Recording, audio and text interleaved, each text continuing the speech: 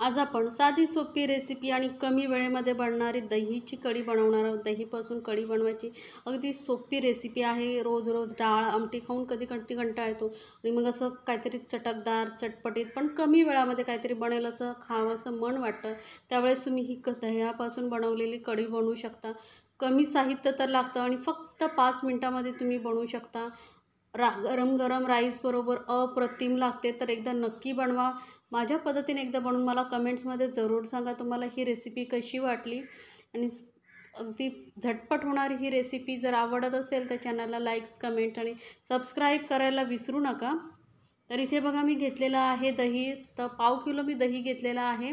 मोठी वाटी अर्धी आहे. तर वजनी म्हणाल तर पाव किलो आहे.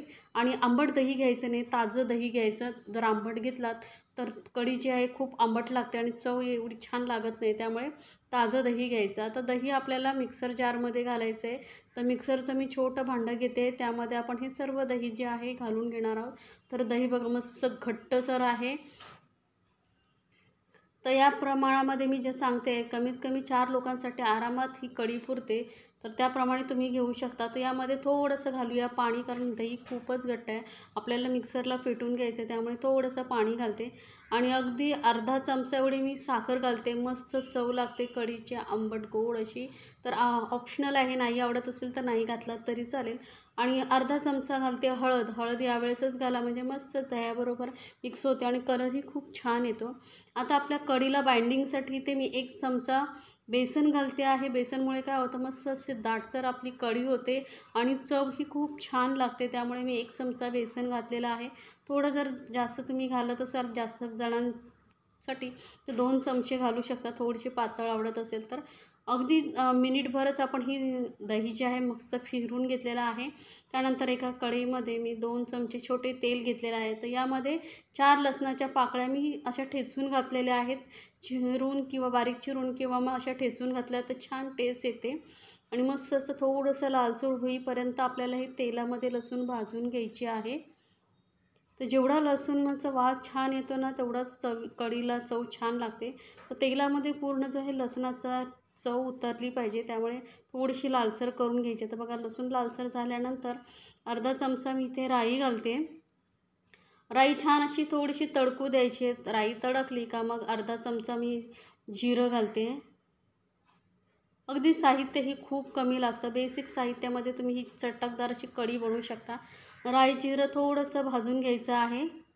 तर आता राई जिरं भाजल्यानंतर यामध्ये मी 2 हिरव्या मिरच्या घालते. आता पाव किलो दह्यासाठी मी ते 2 मिरच्या घेतलेल्या आहेत. थोडीशी कढीपत्ता घेतलेला आहे. आता तुम्हाला किती तिखट हवं आहे त्यानुसार तुम्ही मिरची कमी जास्त करू शकता. तर इथे मी योग्य प्रमाण दिलेलं आहे. या 2 मिरच्यांमध्ये व्यवस्थित जी कढी आहे तिखट होते. थोडंसं तेलामध्ये भाजून घेतल्यानंतर यामध्ये आधी आपण काय करायचं आहे, डायरेक्ट दही नाही घालायचं आहे, थोडं पाणी घालायचं आहे.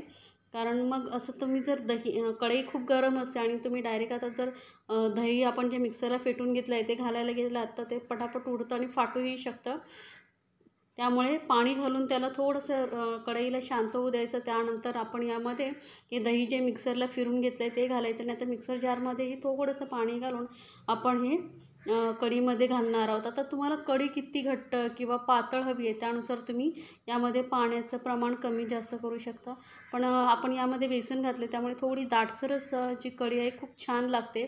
जास्त पातळ केला तर टेस्ट येणार नाही. त्यामुळे मग तुम्ही तुमच्या आवडीनुसार तुम्ही पातळ किंवा घट्ट करू शकता. पण मी सजेस्ट करेन की थोडी घट्टसरच कढी छान लागते.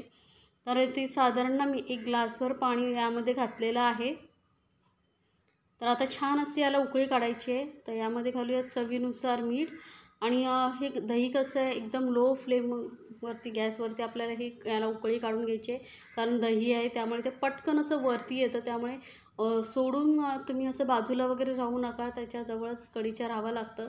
कारण पटकन उकळी येते आणि चमचा असाच आतमध्ये ठेवून द्यायचा. त्यामुळे काय होतं उकळी आली तर थोडंसं पटकन असं वरती येत नाही. चमच्यामुळे ती वाफ बाहेर निघते आणि मग आपली कढी छान अशी उकळली जाते.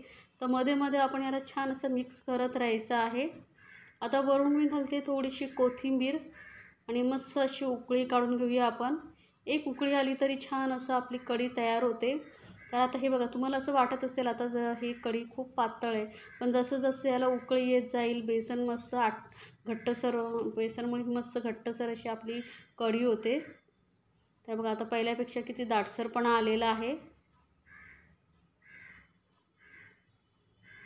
मध्ये मध्ये मिक्स करत राहायचं आहे आपल्याला.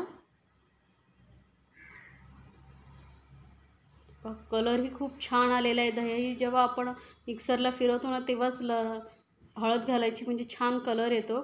तर बघा याला लगेच उकळी यायला लागली आहे. तर एकदम कमी गॅस ठेवायची आहे, नाही तर पटकन ते कढी आहे बाहेर येते कढईच्या.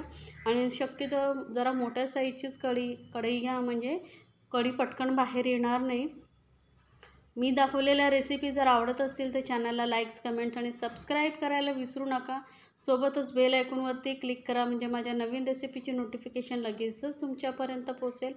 तर बघा 1-2 मिनटं आपण छान अशी उकळी काढून घेतलेली आहे कढीला, आणि गरमागरम अशी आपली दह्याची कढी तयार आहे. बघा पटकन वरती येतं, त्यामुळे एकदम लो फ्लेमवरती गॅस ठेवून आपण याला छान अशी उकळी काढून घेतलेली. आता गॅस करूया बंद, आणि गरम गरम आपली ही कढी आपण भाताबरोबर अप्रतिम लागते. तर तुम्हाला कशी वाटली ही रेसिपी मला कमेंट्समध्ये जरूर सांगा. आणि रेसिपी आवडत असेल तर तुमच्या फ्रेंड सर्कलमध्येही जरूर शेअर करा, म्हणजे त्यांना ही रेसिपीचा आनंद घेता येईल. यामध्ये आपल्याला कुठल्याही प्रकारची चटणी किंवा वाटण घालण्याची काहीही गरज नाही. अगदी मस्त दाटसर अशी कढी तयार होते. आता तुम्ही कुठल्या पद्धतीने कढी बनवता तेही मला कमेंट्समध्ये जरूर सांगा. आणि तुम्ही हा व्हिडिओ कुठून पाहताय, कुठल्या राज्यातून, कुठल्या देशातून पाहताय तेही मला सांगा. तुम्हाला कुठलं सजेशन करायचं असेल मला, तर तेही तुम्ही करू शकता. मी तुमच्या प्रतिसादाची वाट पाहत आहे. तर लवकरात लवकर मला कमेंट्स करा, आणि जेवढं तुम्हाला रेसिपी आवडत असेल, कुठली रेसिपी पाहायला आवडत असेल तेही मला कमेंट्समध्ये सांगा. मी तुम्हाला नक्की बनवून दाखवेन.